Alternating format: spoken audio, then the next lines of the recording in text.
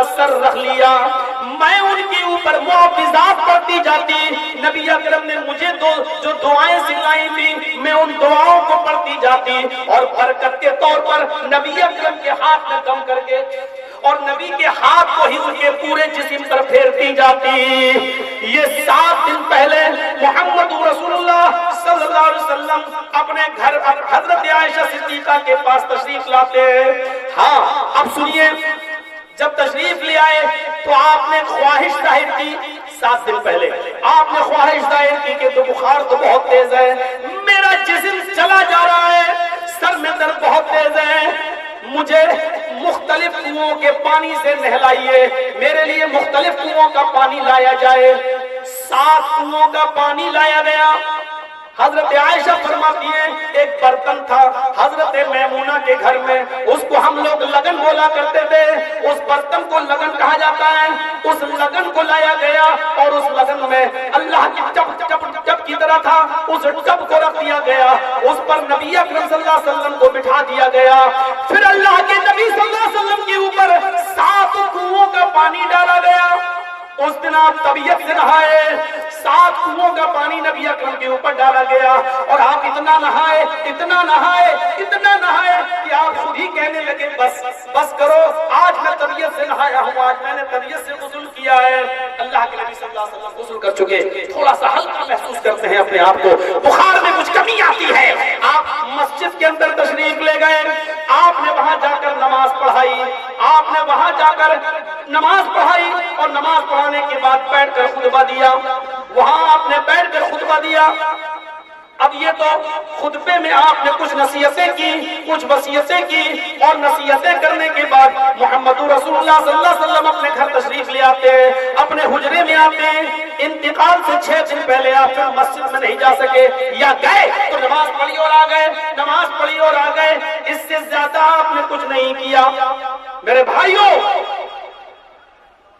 5 دن پہلے انتقال سے 5 دن پہلے طبیعت میں تھوڑا سا سکون پائے تو پھر گئے مسجد میں، آپ نے پہلے ممبر پر بیٹھ گئے، ابھی آپ نے نماز نہیں پڑھائی، پہلے ممبر پر بیٹھ گئے، اور بیٹھنے کے بعد آپ نے یہ خطبہ بیٹھ کر دیا۔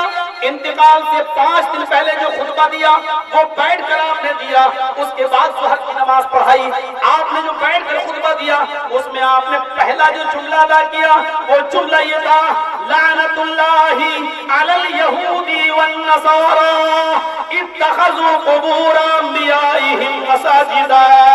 اللہ کی لعنت ہو یہودیوں پر، عیسائیوں پر، اللہ کی پھٹکار ہو یہود و نصارہ پر، جنہوں نے اپنے اپنے نبیوں کی قبروں کو سجدہ کرنے کی جگہ بنا لیا، اپنے اپنے نبیوں کی قبروں کو مسجد بنا لیا۔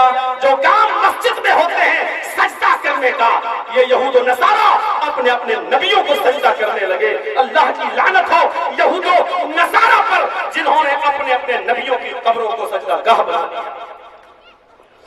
مسلم کے حدیث کے دوسرے الفاظ ہیں، قاتل اللہ الیہود والنصارى اتخذوا قبور انبیائہم المساجد۔ بخاری میں لعنت اللہ، اور مسلم میں قاتل اللہ الیہود والنصارى۔ اللہ برباد کر دے، اللہ تباہ کر دے یہود و نصارہ کو، جنہوں نے اپنے اپنے نبیوں کی قبروں کو سجدہ گاہ بنا لیا۔ جرجی صاحب، کچھ بولنے کی ضرورت نہیں ہے، آپ حدیث پڑھتے جائیے، پوسٹ مارٹم اپنے آپ ہوتا جائے۔ کیا ضرورت ہے نام لینے کی؟ مرے ہوئے کو کیا معلوم؟ جس کو اللہ کے رسول نے اتنا زبردست مار دیا ہو، لعنت ہو یہود و نصارہ پر، جنہوں نے اپنے اپنے نبیوں کی قبروں کو مسجد و سجدہ گاہ بنا لیا۔ اب تعویل کریں گے، نہیں وہ عبادت والا سجدہ کرتے تھے، ہم تو تعظیمی کرتے ہیں، ہم تو عزت والا کرتے ہیں۔ عزت والا سجدہ جائز ہے تو ٹھیک ہے، ہم اس دیش کے سروچ پد پر براجمان پردھان منتری کو کرنا کیا کہو گے؟ ہم یہ کہہ رہے عبادت والا نہیں ہے، ہم نے تو تعظیمی کیا ہے، عزت والا کیا ہے۔ اور اللہ کے رسول نے فرمایا تم دوسروں کے بزرگوں کی عزت کرو تاکہ وہ جواب میں تمہارے بزرگوں کی عزت کریں۔ تو اس کا مطلب یہ ہے کہ آپ فتویٰ تو دو کہ تعظیمی سجدہ جائز ہے۔ اگر تعظیمی سجدہ جائز ہے تو عیسائی بھی تو عیسیٰ کو تعظیمی سجدہ کرتا ہے، پھر کافر کیوں ہے؟ یہودی بھی تو موسیٰ کو تعظیمی سجدہ کرتا ہے، پھر وہ ناجائز کیوں ہے؟ ہندو بھی تو کرشن جی اور رام چندر جی کو اور مورتیوں کو تعظیمی سجدہ کرتے ہیں، وہ بھی تو ان کی بھکتی اور عبادت نہیں کرتے ہیں، تو پھر وہ ناجائز کیوں ہیں؟ یہ کریں تو ناجائز، تم کرو تو جائز۔ اب لیپ ٹاپ والے بابا آئیں گے اس کی تعریف کریں۔ غور کرو میرے پیارے ساتھیوں، اللہ کے نبی نے فرمایا اللہ کی لعنت ہو یہود اور نصارہ پر جنہوں نے اپنے اپنے نبیوں کی قبروں کو سجدہ گاہ بنا لیا۔ پوری زندگی آپ اسی سے تو روکتے رہے لوگوں کو، کبھی آپ نے اس انداز میں لوگوں کو روکا؟ حضرت جابر بن عبداللہ اس حدیث کے راوی ابو داؤد کتاب الجنائز چیپٹر کھولو، نہا رسول اللہ صلی اللہ علیہ وسلم ان یقعد علی القبر۔ حضرت جابر بن عبداللہ فرماتے ہیں اللہ کے رسول صلی اللہ علیہ وسلم نے منع کیا ہے۔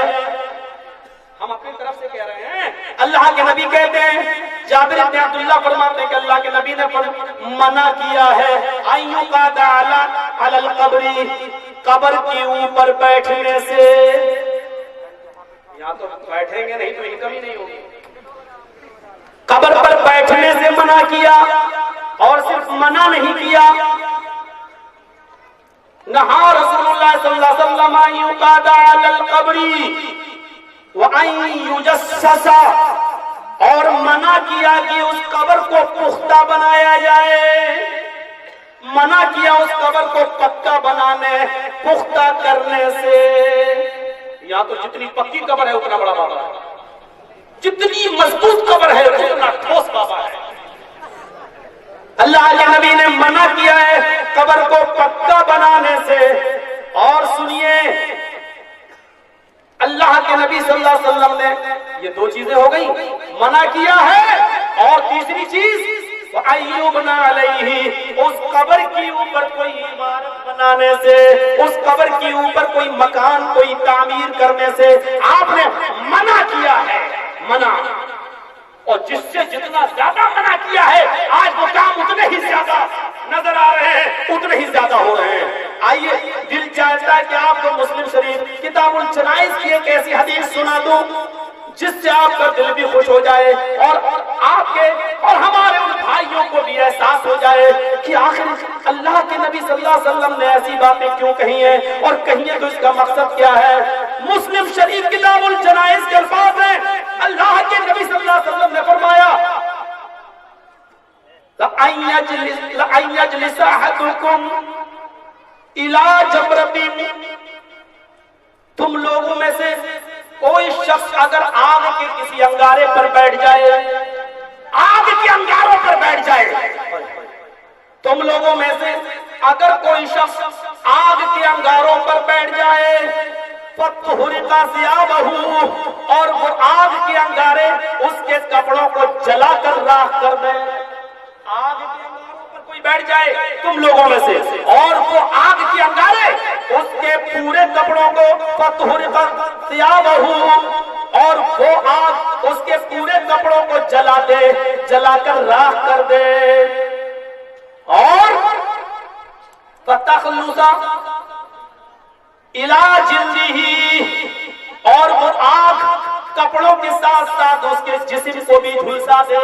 بھائی ہم آگ پر بیٹھ رہے ہیں تو آگ پر بیٹھیں گے تو کپڑے جلیں گے، اور کپڑوں کے بعد پھر ہمارا جسم بھی جلے گا۔ اللہ کے نبی کیا کہتے ہیں، تم لوگوں میں سے کوئی آدمی آگ کے انگاروں پر بیٹھ جائے، اور مسلم کی حدیث ہے آگ کے انگاروں پر بیٹھ جائے اور اس کے کپڑے جل جائے، اس کی کھال جھلس جائے، میری نظر میں یہ بہتر ہے، خیر من، میری نظر میں بہتر ہے، کس بات سے، ان یجلس علی قبر، کہ کوئی آدمی کسی قبر پر بیٹھے، یعنی قبر پر بیٹھے، اس سے بہتر ہے کہ وہ کسی آگ پر بیٹھ جائے اور آگ اس کے کپڑوں کو جلا دے اور اس کے کھال کو جلا دے۔ میری نظر میں یہ آدمی بہتر ہے، لیکن وہ آدمی اس سے بھی زیادہ بدتر ہے، اس سے بھی زیادہ برا ہے، اس سے بھی زیادہ وہ آدمی گھٹیا ہے جو کسی قبر پر بیٹھ جائے۔ آئے اونچی قبروں پر مجاور بن کر بیٹھنے والوں، سیدھے سادھے مسلم بھائی بہنوں کی جیبوں کو نوچنے والوں، جنتی دروازوں کے نام پر سونے کی چینیں کھینچنے والوں، تمہیں اللہ کے رسول صلی اللہ علیہ وسلم نے یہ پیغام دیا ہے کہ آگ کے انگاروں پر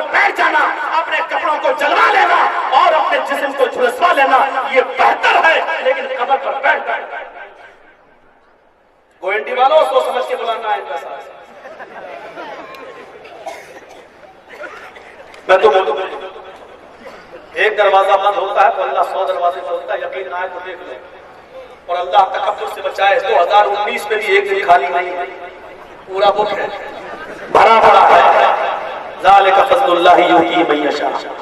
آپ نہیں سنیں گے تو دوسرے سنیں گے، حق بات سنیں گے، دروازے کھلے ہوئے ہیں، اللہ ایک بند کرتا ہے 100 کھولتا ہے۔